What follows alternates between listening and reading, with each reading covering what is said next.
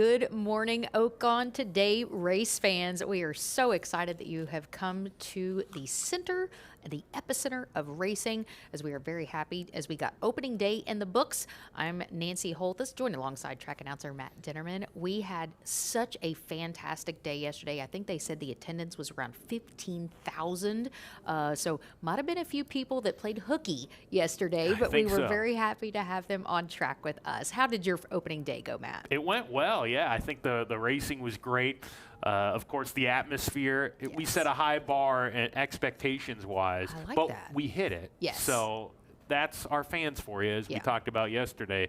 Not only the most cheerful, but some of the most dedicated. Yes. And I think the race calls went well. And I did feel the route races, I was telling you off air, for whatever reason, it felt like the rhythm was 95% instead of 100 because I haven't done it for a while. The sprints went good. So I think today we're going to be 100%. It's always those kind of opening day jitters, if you will, of I hope this goes right. I hope I don't screw this up. But I think overall, yesterday, I think I gave it a B+. Okay. Because, you know, that's a fair grade. A days are like Rebel and Southwest and Derby and everything. But I love the vibe. I loved seeing all the fans.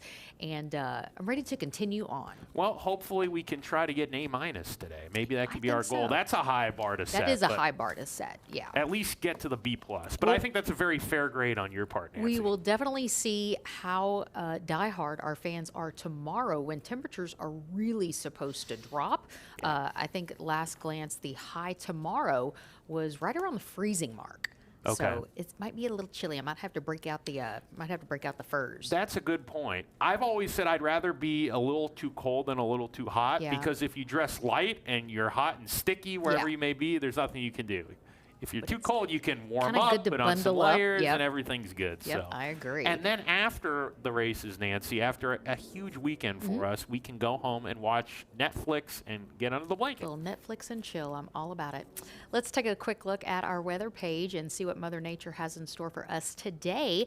We do have a fast track winds out of the east-northeast, just 5 miles per hour, mostly cloudy skies, and right now we are at 41 degrees, and I think that's going to be the high that we will set today. It's gonna be a little chilly today. My predictions. I always like to say I'm an amateur meteorologist because I think I look at the weather app more than the average person. Let's go ahead and take a look at our notes. A lot of really good racing connections were very successful yesterday. But first, we hope you came very hungry because we got a deal for you. Nobody can beat 2 corned beef sandwiches and a soda for only $1. There are 3 different stations at our concessions that are serving that delicious world-famous corned beef. So go get you some munchies and get your belly full and warm and go to the windows. You might score a chance to win the wheel, as that is one of our favorite promotions today, but make sure you swipe. Matt will be calling names after races 3 through 5, the wheel located down in the north end by the beer garden. And Dirty Rich wired in the Advent Stakes, very impressive, took the blinkers off, shortened up. Really, really nice run for Dirty Rich for trainer Peter Miller, who scored a training double, and Ramon Vasquez piloting Dirty Rich. 4 wins yesterday for Ramon. What a good afternoon. And Kenny McPeak, Manny Esquivel also with a lot of success, teaming up for a double, as well as Lindsey Schultz and Abel Cedillo, new to the colony, paired up for 2 wins as well. And how about this? John Ed Anthony, formerly of Loblolly, now of Shortleaf, celebrated his 300th Oaklawn win in last night's nightcap. So very cool for those connections. And Skelly, the king of Oaklawn, is hoping to rebound in today's feature, the Ring the Bell Stakes.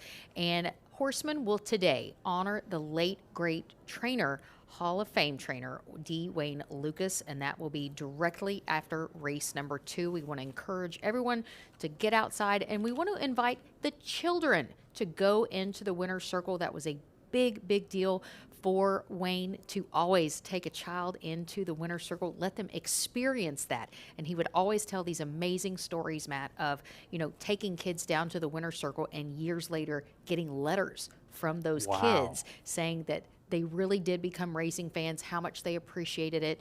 And his passing was a huge loss to our industry. They don't make them like Wayne Lukas anymore. And the thing about him was it wasn't just the accomplishments on the track, it was how he impacted people. You hear countless stories about Wayne Lukas and how he helped people, and in many instances helped people where there were no cameras around. There was nobody around, period. He would do it out of the goodness of his own heart, and to see how many people were positively impacted by Wayne, it tells you that he was a very special person. And he has such an amazing legacy, as some of the top trainers in the country were his assistant trainers many moons ago, but just really happy that we're going to do something to honor his memory. So really looking forward to that. And we want to thank Sophie Fleischner, who helped put together that memorial video. We're showing the condensed version, the 3-minute version, but if you get a chance, please go on YouTube and watch the long version. It was a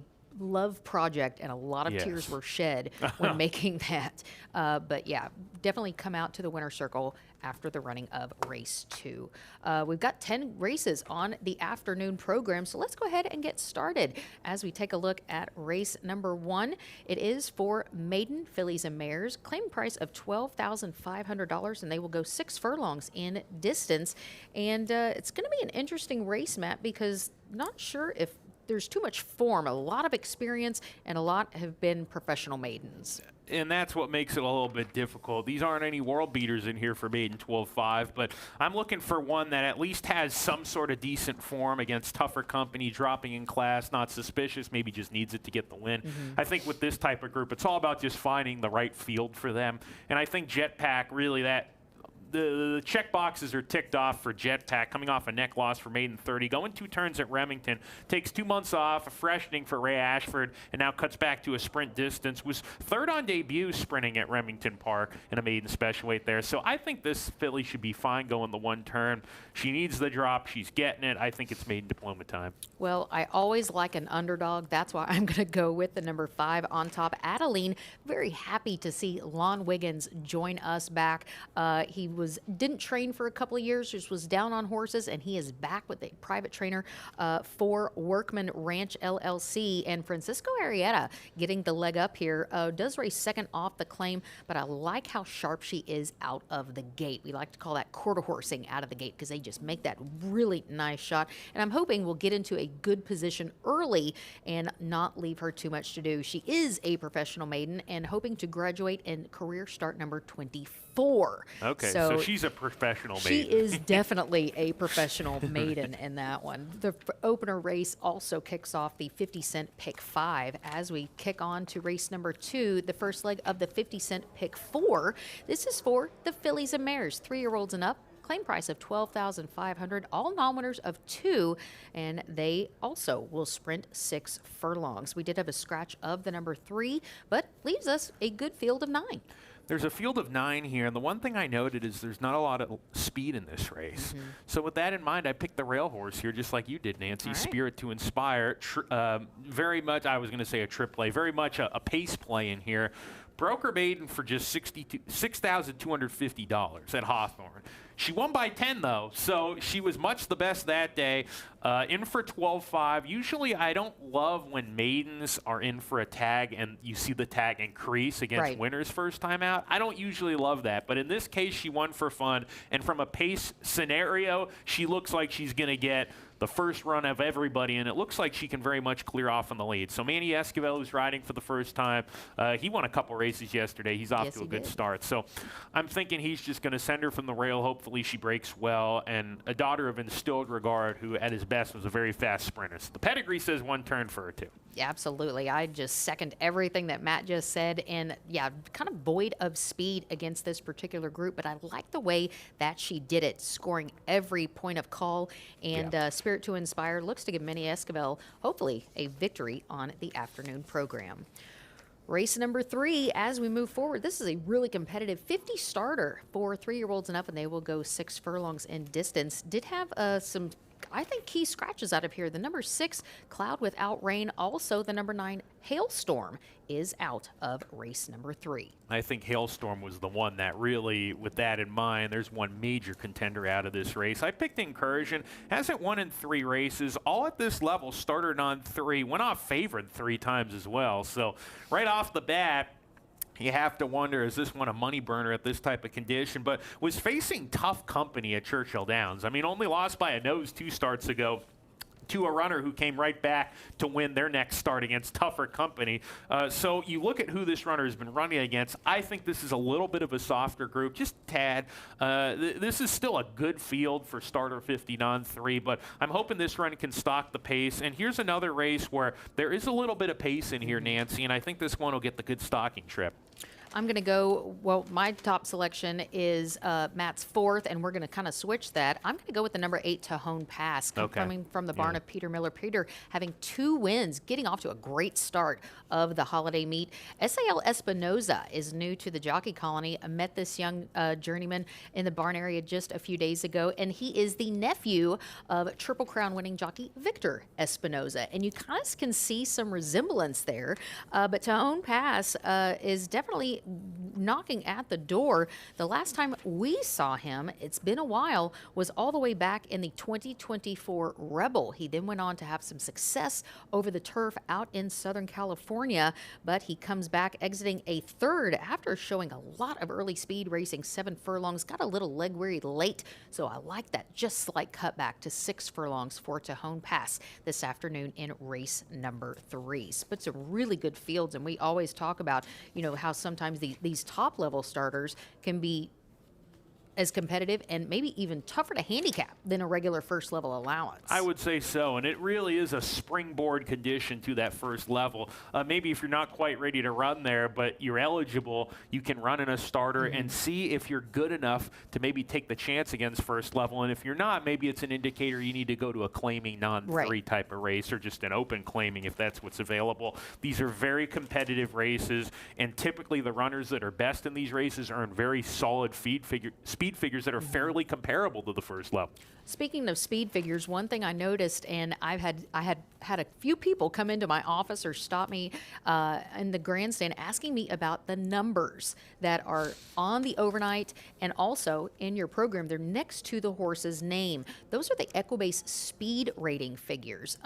I particularly don't use them for handicapping, but it might help some people, but I'm not exactly, it's something kind of new that they are putting out there, the Equibase company. So it'd be interesting to see if those come true to form. Well, and one of the reasons they're doing it is they're looking to see if maybe down the road they can improve condition books, bigger fields, more competitive racing with a rating system, which they actually practiced a couple of races at Santa Anita doing that. And what they would do is they would look at the Equibase speed figures, for example, and they'd try to pair comparable speed figures to make very much competitive racing. Like speed figures from 70 to 79, 80 to 89, that type of thing. And I think potentially maybe be in lieu of a claiming race. Correct. Right? Okay. Exactly. And to maybe protect some of those types of horses from being claimed, it might help small outfits. And they do it overseas. This isn't new worldwide. This is something that has been implemented overseas that maybe America's at least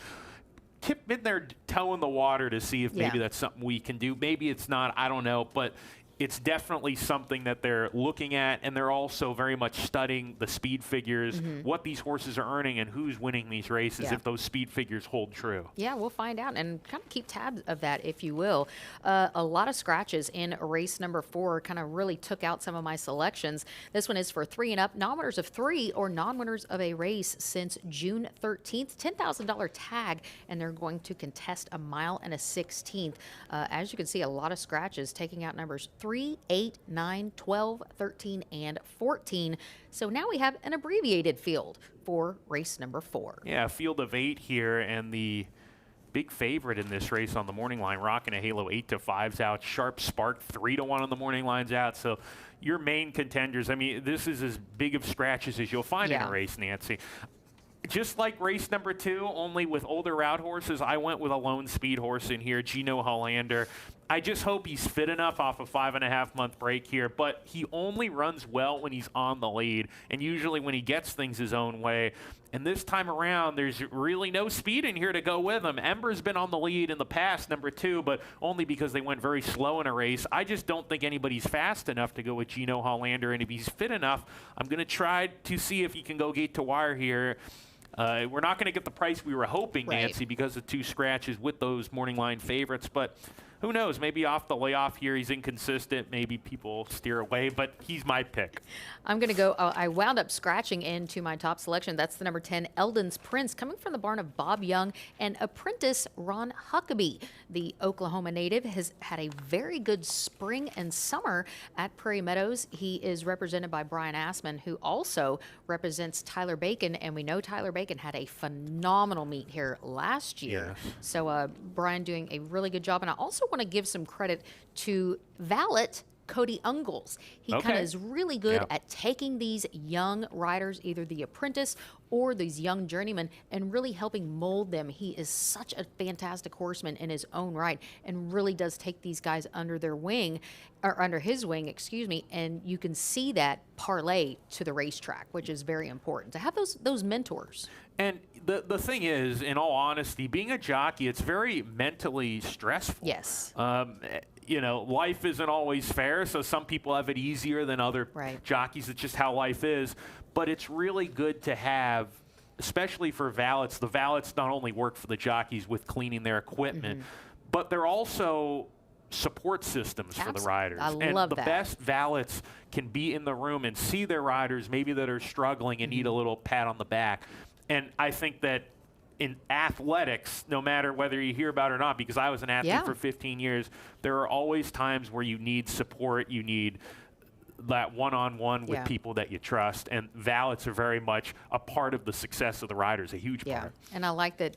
That's really kind of across the board, and mental health is now a front and center topic in our industry, and that was one of the topics at the symposium out in Arizona, and has really done some good things because it is stressful, and we've lost a few jockeys due to mental health issues. So definitely love the encouragement, but I digress. Ronnie Huckabee does ride the number 10, Eldon's Prince, does get a huge drop in class after facing Allowance Company, going a route of ground at Remington. Hopefully shortening up might be, or excuse me, going the mile and a 16th might be the good key here.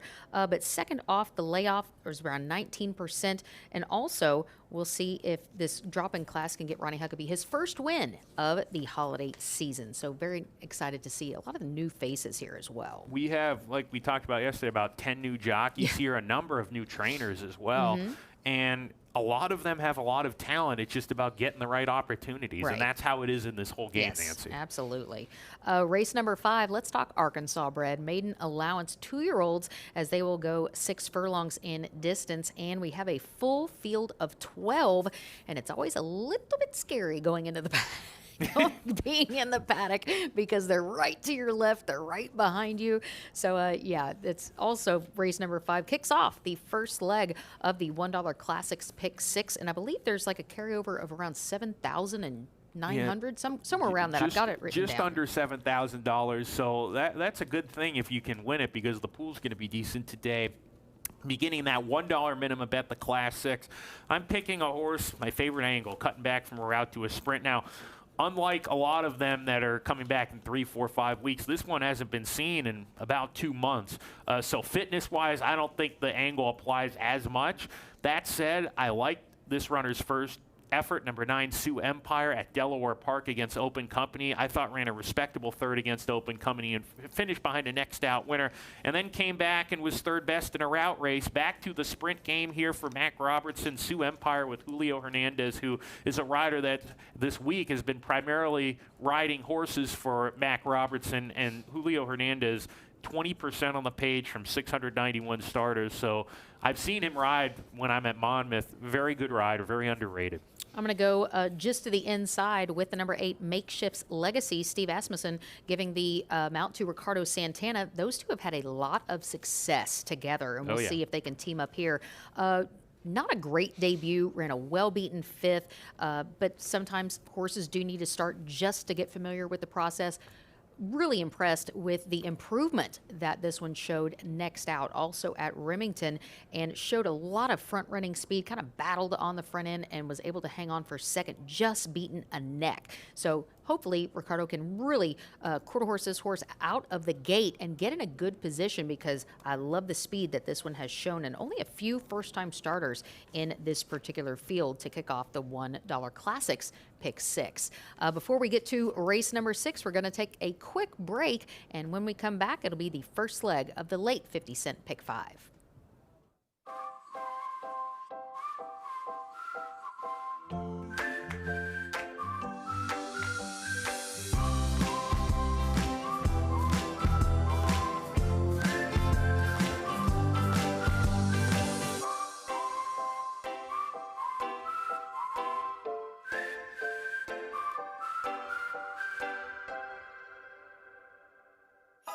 Tis the season to swipe.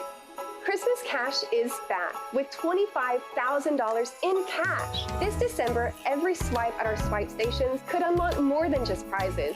It could put you on the nice list for a stack of Christmas cash. Here's how it works. Swipe your ID at our swipe stations on Fridays and Sundays for double entries, and on Saturdays for a single entry, all building up to our Christmas Cash drawing on Saturday, December 20th, when 4 winners will be called after races 1 through 7 to each win anywhere from $500 to $1,500 in cash. Your Christmas Cash is calling, and it starts with your swipe. So don't miss your chance to win big this holiday season at Oaklawn. Looking for a win? When you sign up for Oaklawn Anywhere, there's an easy way to score a $200 bonus, and it's as simple as placing your next bet. Here's how it works. You sign up, place your bets because that's the fun part, and for every $200 you wager in the first 30 days, Oaklawn gives you $50. $50? Yes! Just keep placing your bets to reach $200 in bonus cash. Easy, right? Every time you hit the $200 mark, you'll get your bonus credited in 3 business days. So what are you waiting for? Sign up for Oaklawn Anywhere, place your bets, and start collecting your bonus. It's as easy as it sounds. Remember, the thrill of racing is always at your fingertips with Oaklawn Anywhere. Our season never ends. Gambling problem? Call 1-800-GAMBLER.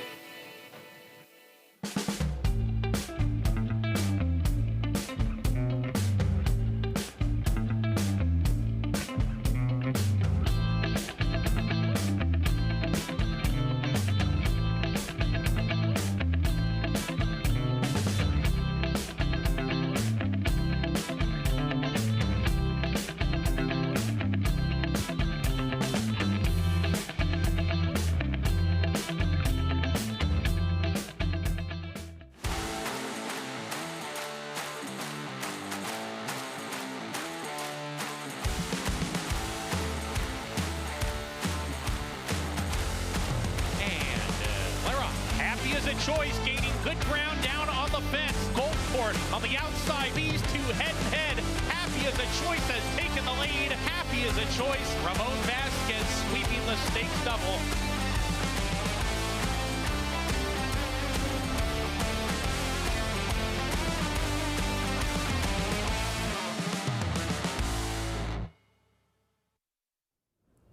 And welcome back to the Saturday edition of Oaklawn Today. And the lines are deep to get that 50-cent corned beef, 2 sandwiches, and a soda for just $1. And also, make sure you visit a swipe station to get in for a chance to win the wheel. Also, something new that I think is very cool, Matt, Oaklawn Rewards. Make sure you can go to the info booth. If you don't have one yet, they will print you out one for free, and it's good at the standalone terminals or the mutual tellers. So give them your card prior to your wager, and you will start earning points for your dollars wagered, and that can be good on food, any kind of comps across the property. So something very cool that has parlayed over from the casino side. And you can make more points starting this year as well. Yes.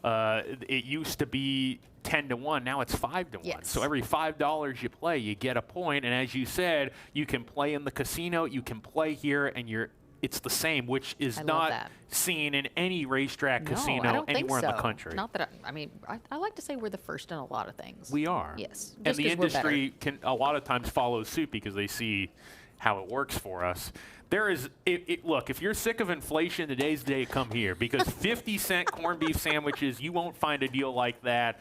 And again, we're giving you more points for 5-1 rather than 10-1. We're going in the right direction. I told Paul, guess what's for dinner? Corned beef sandwiches. So was he fired up? No.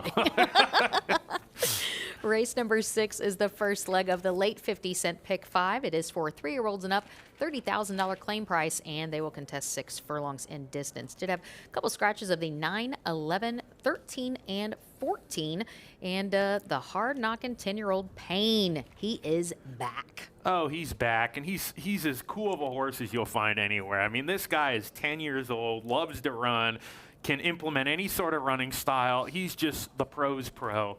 I didn't pick him on top. I would have loved to.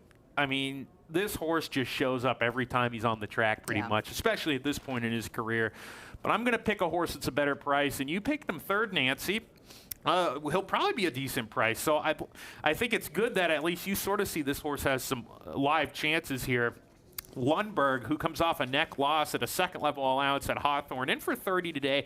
I don't think that's a suspicious drop. I think it's just where he fits at a race like Oaklawn and a track like Oaklawn, where the races here are tougher than Hawthorne. If you can run solid in a second-level allowance, a higher tag in a claiming race here probably makes a lot of sense. And I think Lundberg drawn outside. You can go to the lead. He can stalk. He's got a really good running style. I like him second off of freshening here. I couldn't not pick Payne. I just love these hard-knocking horses. 10 years old. You have a soft spot for him. I do have a soft spot for him. We all do, I think. This is a horse, and it's actually been a minute or so since he has been in for a tag. He's been facing starter allowance or allowance runners, and still very competitive. He's made a lot of different transitions into different barns, but he always shows up. I always respect that. Very competitive versus starters, and he loves Oaklawn. 7 wins and 17 starts, and 14 for 17 in the money. So he is like a 10-year-old ATM, if you will. So really can't wait to see this one show up in the paddock. An ATM can be old as long as it works. That's the key. I don't care how old it is. And he's got plenty of ability still at 10. Yes. Yeah, you got to love that. Race number 7 is the first leg of the final 50-cent pick 4 on the afternoon. It is for 2-year-old maiden allowance, set to go 1 mile and a 16th. Just one first-time starter and down on the rail. And we did have a scratch of numbers 9 and 14, and does allow the 13 Bayou Flyer to draw in the body of the race. And Rafael Bejarano's first preference is the 13 Bayou Flyer. So there's going to be a new rider on number 7, Haas and Boss, to be determined there. Your second pick is my top pick here, Crupper for Donnie von Hemmel. This horse, first time out, lost by 6 lengths sprinting. The key is, though, that this horse, I think, pedigree says he wants to run all day. He's by Candy Ride out of an Include mare named She's All In, who is a grade 2 place stakes winning router. And 3 siblings to Crupper were all routers. None of them had sprint ability. They all won routing. I think going 2 turns today, they got a race into him, and he actually didn't run that bad, especially if the notion is correct that maybe he is a 2-turn horse based on his pedigree here. I think there's reason to improve. Abel Cedillo won 2 yesterday, so from a jockey who did well yesterday and is probably feeling pretty good going into today, I'm going to take my chances with Crupper, 8-1 on the morning line. I will say, though, I typically don't pick horses that in their last race and they're running at the same level. They went off at 107-1. Whoa. This horse went off at 107-1. Either people didn't think this horse could run, the barn didn't think this horse could run. Goodness. But he didn't, for a 107-1 shot, he didn't run bad at all. And I don't think he wants to sprint. Maybe everybody saw what I did, I don't know, but I don't mean to ramble on, but I just, when a horse is 107-1, you have to, there's cause for pause. Like, you know what, should I really play this horse next time? But I think he wants to route. I did pick Crupper second, so we both like something about the horse. I'm going to go with the morning line favorite now. That is the number 10, Our Magical Moon, from the barn of Mark Cassie. Jaime Torres to do the steering. Makes the first start out of the New York circuit, exiting a runner-up finish over the mud at Aqueduct when sprinting. Has gone a mile, but that was over the Saratoga turf, so we're doing something completely new today. $500,000 purchase, and a son of Good Magic, who is we'll see if this one can be competitive and the first time at the distance, but I think it's going to get into good position and really appreciate that added real estate being by Good Magic. Certainly has it in the pedigree. And the thing about Mark Cassie, and this is the second year in a row he's got a string here, and a larger string than last year this year. One thing about the big barns that know their circuit and the types of races and the types of horses are here is that he's got many horses. I mean, at least 300 horses that he can choose from between Florida, New York, here. So he sends horses here that fit, and he knows which horses fit based on what kind of talent levels here. And he's got an advantage, and I can see that because he spots his horses very well. I can see he knows exactly what fits here because usually, like we saw last year, he had a good season. He knew which horses would run well, and they did. I mean, the key to a good trainer, yes, is what they do at the barn, but also how to read that condition book. For sure. Place I mean, if you have let's just say you have a really good 12-5 claimer that's just going to run his tail off for you, but if you put him in for 30,000 every time, it's going to be a little bit tougher. Exactly.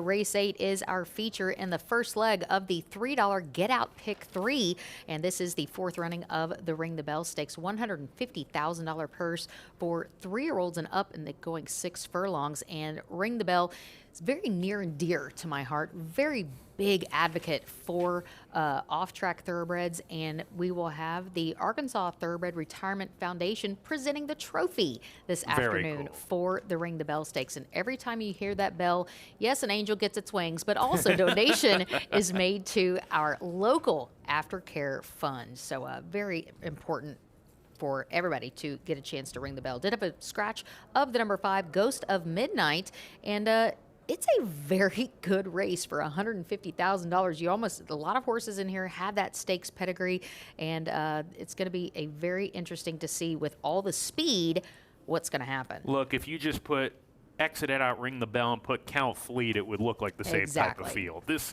is a graded stakes race in terms of caliber. You've got, Nancy, heavy hitters in here. Yes. Skelly, Tejano Twist, Banishing, all very, very good horses. And Roll On Big Joe, who comes in for Bob Hess Jr., who is a really talented sprinter that we haven't seen here at Oaklawn until today, even in past seasons.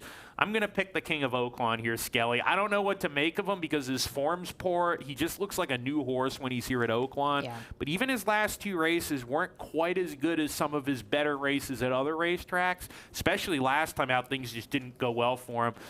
He's a 6-year-old now. He's run 24 times. So at this point, he is who he is. But sometimes he has a problem breaking out of the gate.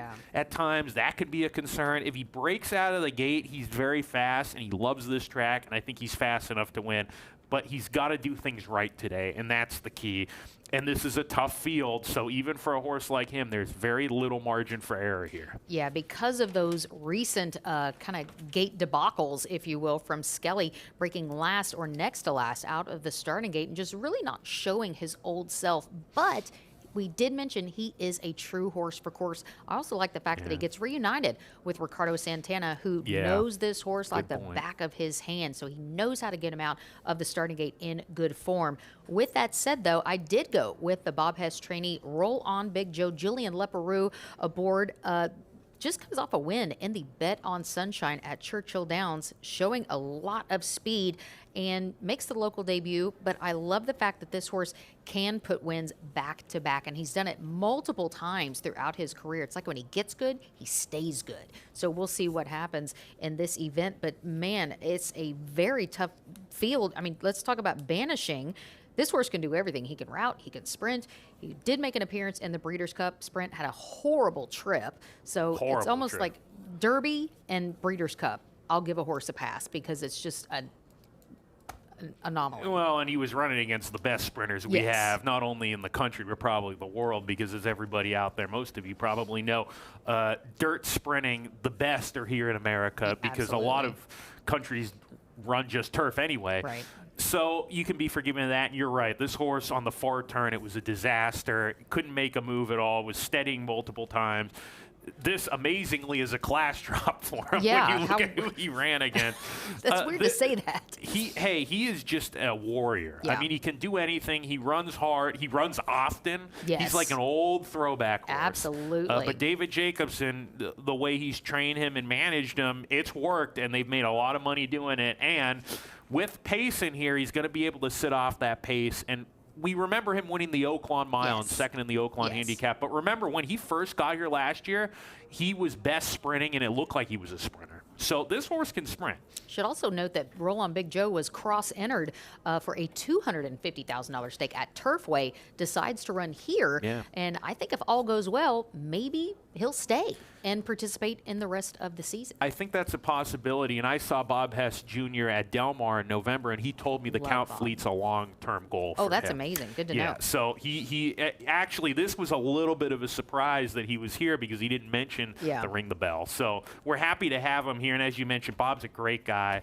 His father trained at Golden Gate, Bob Hess Sr. He was a legend in the Northern California circuit. Great family, and we're really happy. Whenever Bob comes here, they run well. Red Flag we saw last year ran an allowance race here and won. I babysat his boys when they were this big. Really? Yeah, a long time ago, and now they're grown men with their own families. So I just aged myself. Race number 9, again for the 2-year-olds, maiden allowance as they will sprint 6 furlongs in distance. Scratches of the 1, 13, and 14. Not surprised to see that one scratch as he did draw the rail, that being Rocky Raccoon. But I have a very just quick story. I love Rocky Raccoon. I used to tell people I was named after that song. It's a Beatles song. Rocky Raccoon. I didn't know that. Fell back in his room only to find it. And then, so she named herself Lil, but everyone knew her as Nancy. Is part of the lyric of Rocky Raccoon. So love that show. But I see you and I, Matt, are both on the Ron Moquette trainee wearing the silks of Bill Sparks. That's right. Bill Sparks, I'm sure he's excited to see this son of Yalpon run. First time out, this horse was working fast in the mornings, and you don't see that consistently from Ron Moquette, 46 and 147. In a field of 6, he went off at 4 to 5. Wow. So people thought something of this horse. He didn't break great. He broke okay, but he didn't break bad, but he was sort of just average, especially for a first-time starter. And then he sort of ran off a little bit. Very naturally quick horse, as we saw in the afternoon and clearly in the mornings. Then he just got a little bit tired. He just looked like a horse that might have needed the run. Hopefully he breaks better today. I'm going to give him another shot in here. He looks like the fastest horse on the page here. Early in the race, hopefully he can finish. But no, he's not a price. He's 7 to 5 on the morning line, but he's very logical. Well, I love this horse as well. The fact that he ran as well as he did when breaking from that rail post position, that can be like a nightmare with those first-time starters down on the inside, because when you break, you've got all those horses coming over. Really impressed by this horse, all of the bullet works that he has produced, and just tells me that he does have that natural ability to hopefully get the job done. And Himothy, as we mentioned yesterday, I think, sired by Yalpon, who's really become a top sire. He's been really impressive as a stallion, and he was a very fast horse for Steve Asmussen himself, and his babies, they can certainly fly. We haven't seen too many of them routing. It'll be interesting because once the Derby Trail comes along, there's going to be a few of them that are going to try it, but they're very, very fast, and they're also very precocious. Spun DMC, he's a Yalpon as well. The nightcap is for 3 and up, a first-level allowance going 6 furlongs and a full field of 12 to close out the card, just scratching the 2 also eligibles. And the morning line favorite is the number 6, Turn Up the Trees. Curious about how that got named. Turn Up the Trees, who knows? It's got to be an inside joke of some sort. Yeah, but a full field to close out the Saturday. It has a nice ring to it, at least. Yes, it Turn does. Up the Trees. I'm going to pick a horse for Jimmy DeVito who loves to sprint on the dirt. Oi Gewalt, which means, oh, geez, in Yiddish. Oh, I love that. Oi Gewalt. So I like this horse because you look at every single sprint on the dirt, and he's got really good numbers, and he's run his best races by far. They've tried him turf. They've tried him long. But if you see the 8 races, 5 of the 8 have been in the money or wins. You look at his best ones, they were all sprinting on the dirt. This horse comes off an allowance win at Hawthorne at this condition. He's eligible because here at Oaklawn, you can run, for example, at a minor track in an allowance that offers a purse of 30-something thousand, which Hawthorne does. If you win that, you're still eligible for the first level here based on the conditions in the purse. So he's still eligible for this level, which is tougher at Oaklawn, even though he has officially actually won at it before. There's pace at this race. He's going to get a good stalking trip in here, a perfect stalking trip. He's got a good running style. He can go to the lead. He can sit off. I like Oi Gewalt with Ramon Vasquez, who's I'm sure feeling the high after 4 wins yesterday. Absolutely. I rode the shuttle with his brother this morning. We were fist pumping, over his success yesterday. Cool.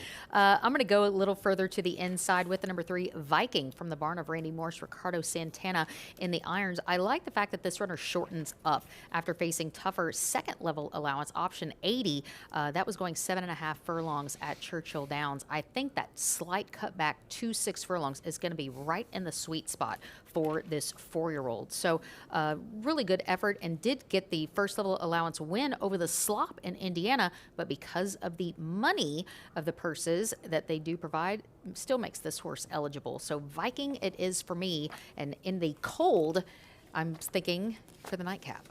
Might be a little chilly out there. It might be a little bit chilly, so I'm going to put on the heater. Nancy, you're going to put on the heater in your office Yes, and then warm up a little more. But we're ready for live racing nonetheless. It's going to be a great day. And, boy, it sure looks like people are showing up today for those corned beef sandwiches. They are showing up. But real quickly, let's get in, before we wrap up here, our show bet parlay that we have both put together, our long shot and our most likely winner. Top pick. Matt does his, we both kind of go later in the day. We both start in race 5. I go 5, 6, 7, 8, while Matt goes 5, 8, 9, 10. Long shot play of the day for Matt is in race 6 with Lundberg.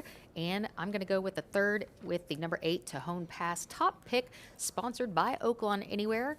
Oigavald out of the nightcap for Matt, and Rockin' a Halo, which I have never done. Andy Scratch, so you're going to have to find a Andy new top Scratch. pick. So yeah, there goes my top Rockin' pick. a Halo. You've never... I'm not that, no, I'm not angelic. Okay.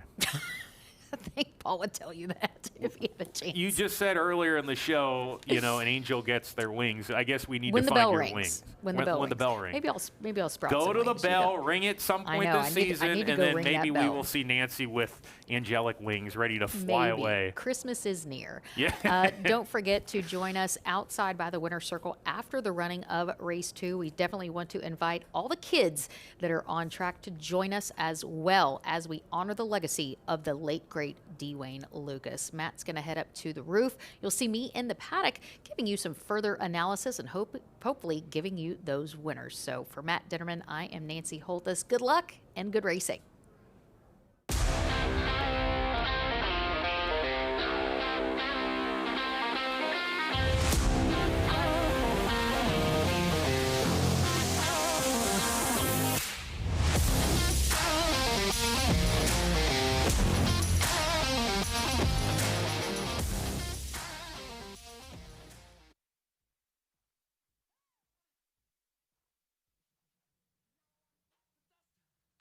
Another one.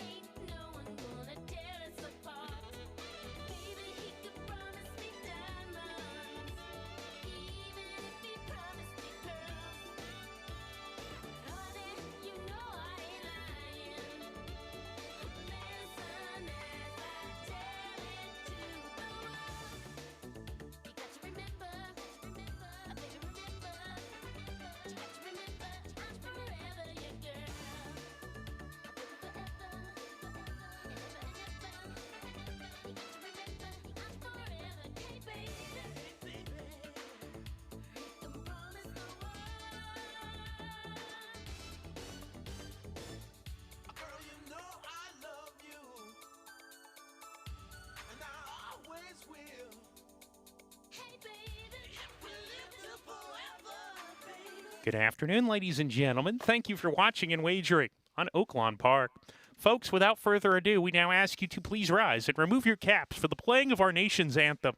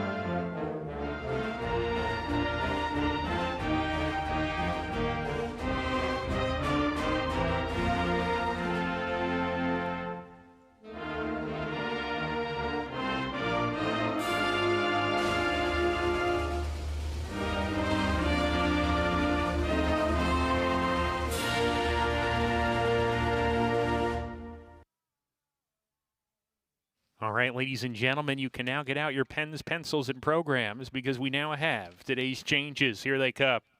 Our dirt track listed as fast today. Mostly cloudy skies, currently 42 degrees. East winds coming in at 5 miles an hour. Again, our dirt track is fast. Here come the changes on our 10-race program today. The first race begins the win early, pick 5. Number 10, Pernicious, is 1 pound overweight. The second race begins the early pick 4, scratch number 3, My Spittin' Image. Number 3, My Spittin' Image, scratched out of race 2. Also in the second race, number 10, Sthenic, is 1 pound overweight. In the third race, scratch number 6, Cloud Without Rain, and scratch number 9, Hailstorm. Numbers 6 and 9, both withdrawn from race number 3. Also in the third race, number 1, Gettin' By, is 4 pounds overweight. Ladies and gentlemen, race 3 starts a middle pick 5, races 3 through 7. In the fourth race today, scratch number 3, Sharp Spark. Scratch number 8, Rockin' a Halo. Scratch number 9, Junior's Gift. Scratch number 12, Aspiring Comedian. And scratch the also eligibles, numbers 13 and 14. Again, numbers 3, 8, 9, 12, 13, and 14, all out of race 4. Also in the fourth race, number 5, Gino Hollander, is 5 pounds overweight. Race 4 begins the middle pick 4, races 4 through 7. The fifth race starts the $1 Class 6. It's a pick 6 wager with a carryover of just about $7,000 today. In that Class 6, a $1 bet, races 5 through 10. In race number 5, scratch the also eligibles, numbers 13 and 14. In the sixth race, start of the late pick 5. Number 9, El Rey Dorado is out. Scratch number 11, Cold as Hell. And take out the also eligibles, numbers 13 and 14. Numbers 9, 11, 13, and 14, all out of race 6. The seventh race begins the late pick 4 sequence. In race number 7 today, the rider on number 7, Hassan Abbas, will now be Francisco Arrieta. Francisco Arrieta rides number 7, Hassan Abbas, in race number 7. Also in the seventh race, scratch number 9, Bourbon Coma, and scratch number 14, Ramajay. Numbers 9 and 14, both out of race 7. Number 13 draws into the race, will run. The eighth race is our feature race, the $150,000 Ring the Bell Stakes, the fourth running for 3-year-olds and upwards at 6 furlongs. Scratch number 5, Ghost of Midnight. Number 5, Ghost of Midnight, scratched out of race 8, the Ring the Bell. Race number 8 begins the Get Out pick 3, a $3 minimum wager, races 8 through 10 the sequence.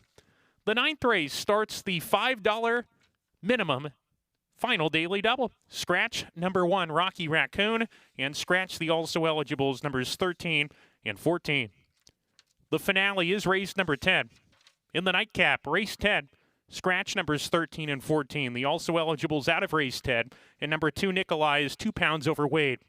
Post time, 25 minutes until the opener. Enjoy your afternoon watching and wagering on Oaklawn Park.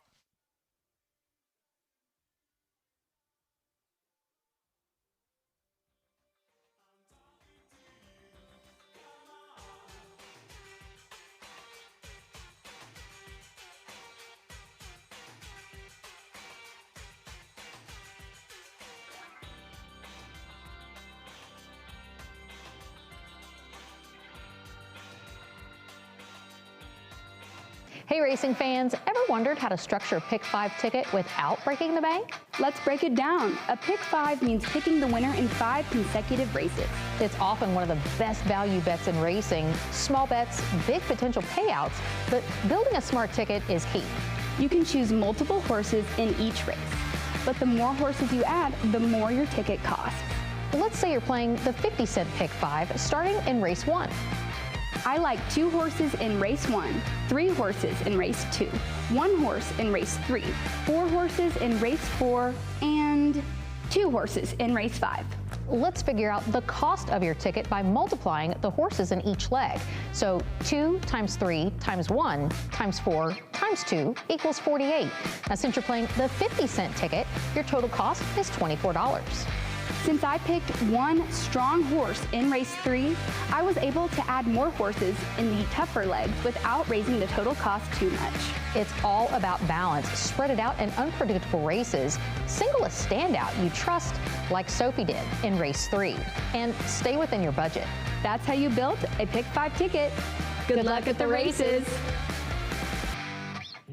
Ringing the bell holds special significance for the horsemen at Oaklawn and their equine companions. The act of ringing the bell has become a signal of generosity and goodwill.